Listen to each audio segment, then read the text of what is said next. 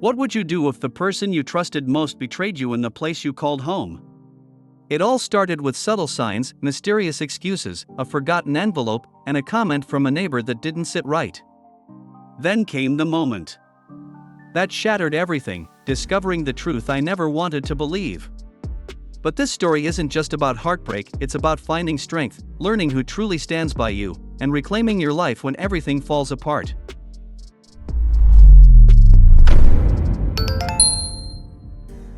The apartment felt like a safe haven, a perfect balance between friendship and love. 4 of us lived here, 2 couples sharing the chaos of college life and weaving it into something oddly harmonious.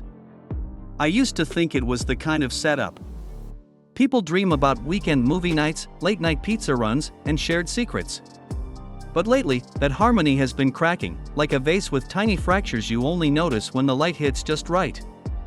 Something was off. Alexis, my girlfriend, had been my anchor in this whirlwind. Her laughter was always the loudest, her presence the most comforting. But lately, even her smile seemed rehearsed, almost strained. I told myself it was probably stress, exams were brutal this time of year. Still, there was this nagging feeling, like a splinter you can't quite pull out. One night, as we all laughed at some dumb reality show, I caught a glimpse of her across the room. She was there, but she wasn't. Her gaze lingered on her phone longer than usual, and when she caught me looking, she quickly stuffed it into her pocket. My stomach churned, but I forced a laugh and brushed it off. That was nothing, right? But nothing didn't usually make you lose sleep. And I was losing a lot of it, replaying small moments over and over, trying to convince myself I was just paranoid.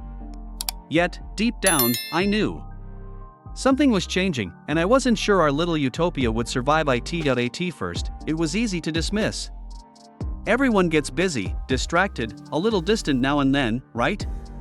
But Alexis wasn't just busy, she was unpredictable. Her excuses for late nights or unanswered texts were flimsy at best. I lost track of time, she'd say, with a shrug so casual it almost felt rehearsed. Once or twice, I even caught her stumbling over her own explanations, like a bad actor forgetting their lines. Then came the silences.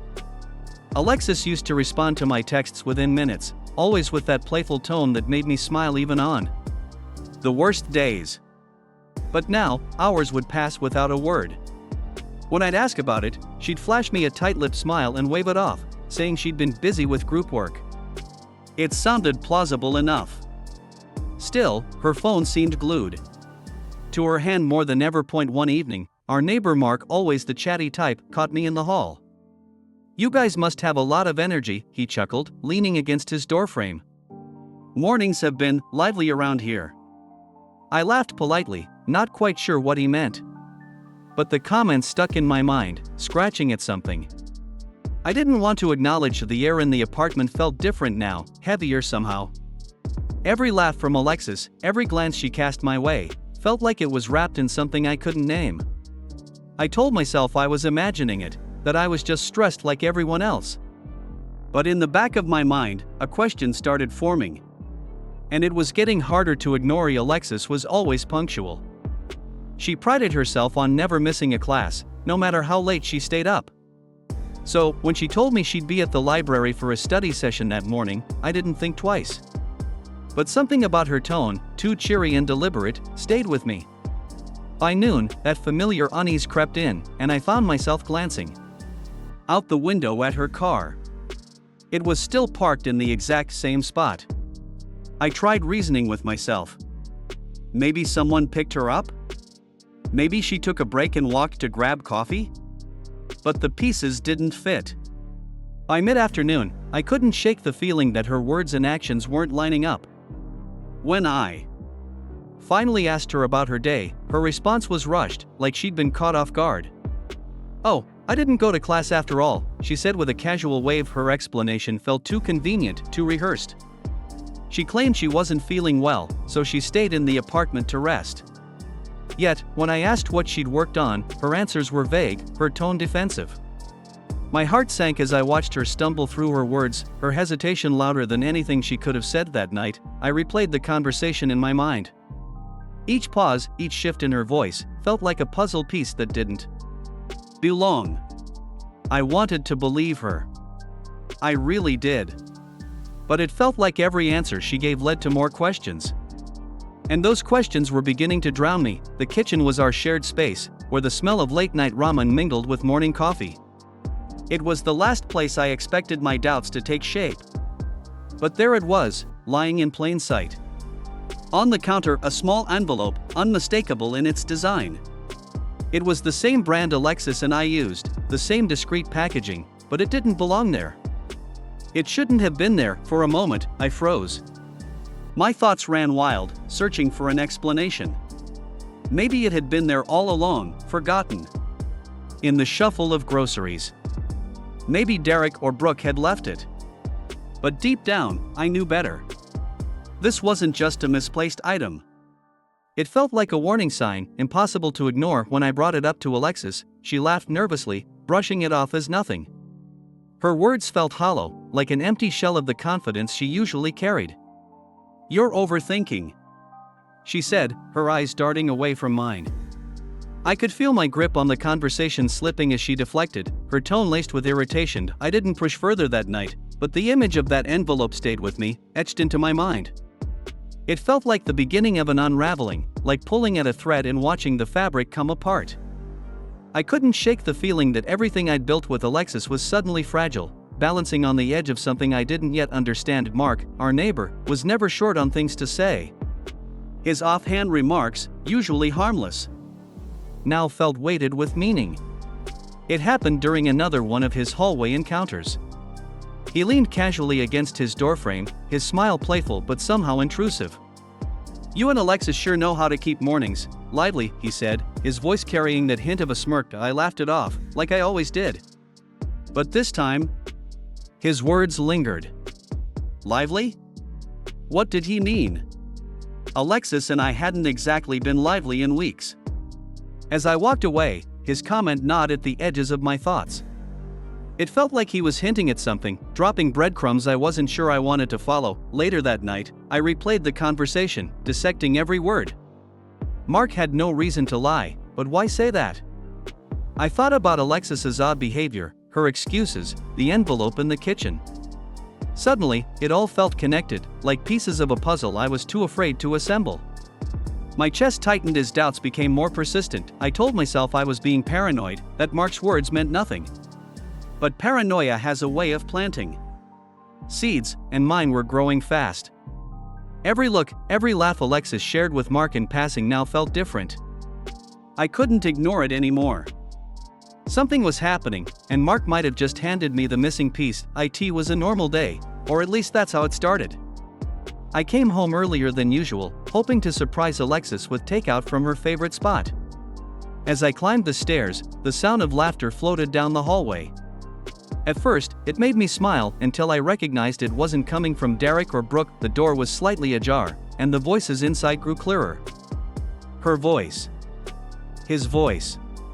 My heart raced as I hesitated, hand hovering over the handle. Every fiber of me screamed to turn around, but curiosity, or maybe instinct, pushed me forward. I opened the door, and there they were. Alexis and Mark, caught in a moment that needed no explanation. The room fell silent, the tension thick enough to choke on. Alexis froze, her face a mix of shock and guilt. Mark, ever the smooth talker, looked away, as if avoiding my eyes could erase the betrayal. I didn't yell or slam the door. I just stood there, rooted in place, trying to make sense of a scene that felt more like a nightmare than reality. I didn't know how long I stood there, but eventually, I walked out without a word. My chest was tight, my mind spinning, but I couldn't bear to stay. The laughter that once filled our apartment now echoed as a cruel reminder of what I just lost. The cool evening air hit me like a slap as I stepped outside. My hands trembled, and I shoved them into my pockets, hoping to steady myself. I walked aimlessly, my thoughts a tangled mess of anger, heartbreak, and disbelief. What had I done to deserve this? I kept replaying the scene in my head, searching for some detail that might soften the blow, but there was nothing. Part of me wanted to storm back inside, to demand answers, to let my fury boil over. But I didn't. I knew no amount of yelling or accusations would erase what I'd seen. Instead, I walked and walked, my legs moving on autopilot as my mind wrestled with the reality of it all. Everything I thought I knew about Alexis felt like a lie. I ended up at a park nearby, sitting on a cold bench under the dim glow of a street lamp. That's when the tears came, uninvited and uncontrollable. I wasn't the kind of person to cry easily, but this was different. This wasn't just about Alexis and Mark. It was about the trust we'd built, the life we'd shared in that apartment. It was about how fragile it all turned out to be. As the night stretched on, my sadness began to simmer into resolve. I couldn't undo what had happened, but I could decide what came next. And one thing was certain, I couldn't go back to how things were.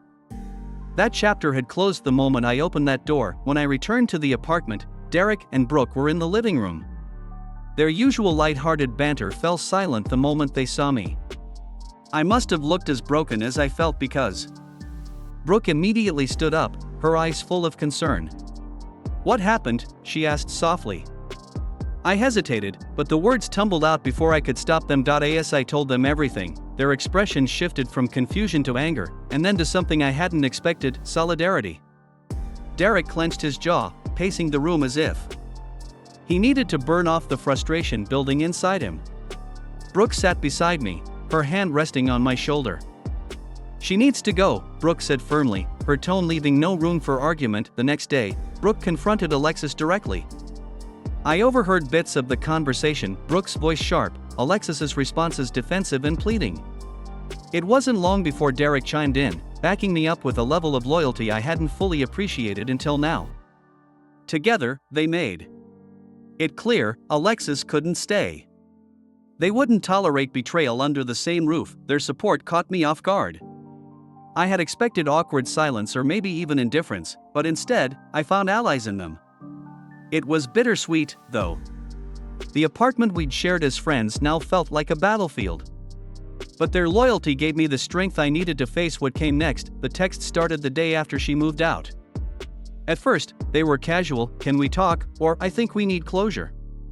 I ignored them, hoping she'd take the hint. But Alexis was persistent. Her messages turned emotional, pleading, and filled with promises. She said she'd do anything to fix things, offering passwords, her location, even swearing off social media if that's what it took. When I finally answered one of her calls, her voice cracked with desperation. She apologized over and over, trying to explain what happened, though I stopped her before she could get too far. I didn't need details, I'd already seen enough. She begged for another chance, saying she'd prove I could trust her again. For a moment, I almost believed her. Almost. Her words stuck with me longer than I wanted to admit. There was a time when her voice alone could calm me, but now it only reminded me of the betrayal. I couldn't unhear the laughter she shared with Mark or forget the look on her face when I walked in. Forgiveness felt like a foreign concept, too far out of reach. I told her I needed space, but deep down, I knew I couldn't go back. Every message she sent, every tear she shed, only reinforced how broken we'd become. She wanted redemption, but I wasn't ready to give it.